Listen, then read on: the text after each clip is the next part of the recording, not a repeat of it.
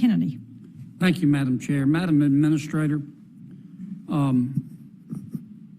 the two cartels that are sending fentanyl into the United States are located in Mexico, aren't they? Yes, sir. And isn't it a fact that we could stop those cartels in their tracks if President Lopez Obrador would invite American military and or law enforcement personnel to come into Mexico and work with his military and law enforcement personnel? Senator, what I would say from my purview as the head of the DEA... But is my statement true or not?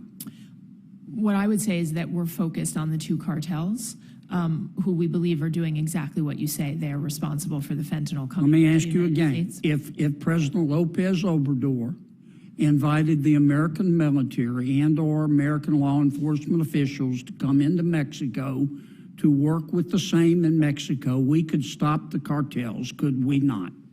Senator, I believe this is a whole of government effort and has to be, including whether it's the military, us, FBI, now, and others. Madam Administrator, I've listened to you here for almost an hour telling us how bad fentanyl is.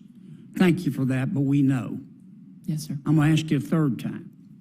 If President Lopez Obrador invited the American military and or law enforcement personnel to come into Mexico and work with the same in Mexico, we could stop the cartels. Isn't that a fact?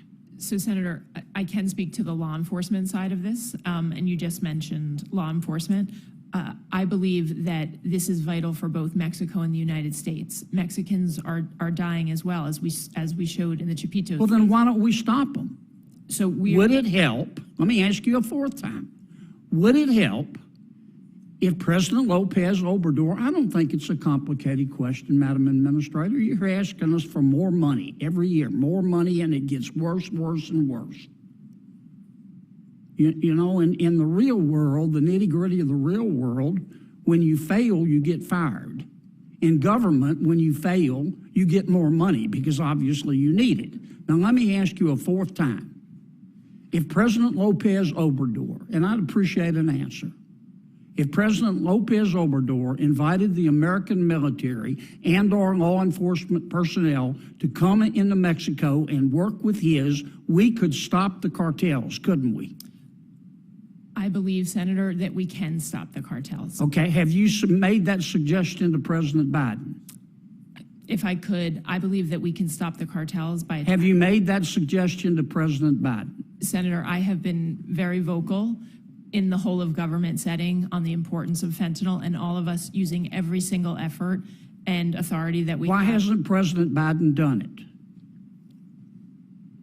I mean, this is the way the American people whose sons and daughters are dying look at it. Our economy is $23 trillion. Mexico's economy is $1.3 trillion. Ours is 18 times bigger. We buy $400 billion every year from Mexico. Without the people of America, Mexico, figuratively speaking, would be eating cat food out of a can and living in a tent behind an outback. So why don't you and the president, embarrassing no one, get on the phone and call President Lopez Obrador and make him a deal he can't refuse to allow our military and our law enforcement officials to go into Mexico and work with his to stop the cartels? Why don't you do that? Senator, what I am doing every single day is working with the incredible men and women of DEA who are risking their lives across 334 offices worldwide. And I appreciate that, but you're not doing what would work. Why won't you do what will work? Senator, why don't you call the president this afternoon and say, Mr. President, let's call President Lopez Obrador privately and make him a deal he can't refuse. Because we both know that President Lopez Obrador has neither the ability nor the will to stop the cartels. But yet we go along and pretend that they're our friends, and Mexico is our friend. But he has criminal organizations that are killing our people. And you know how to stop it. And the president does. And you're not doing it. Senator, we are working every day to stop it. And But you're not doing what would stop it. We are transforming, and we are working in countless ways across the globe to do what needs to be done for the American people. And there is nothing that the You men know, and when women, it's important to you, you make it happen. When it's not important to you, you make an excuse.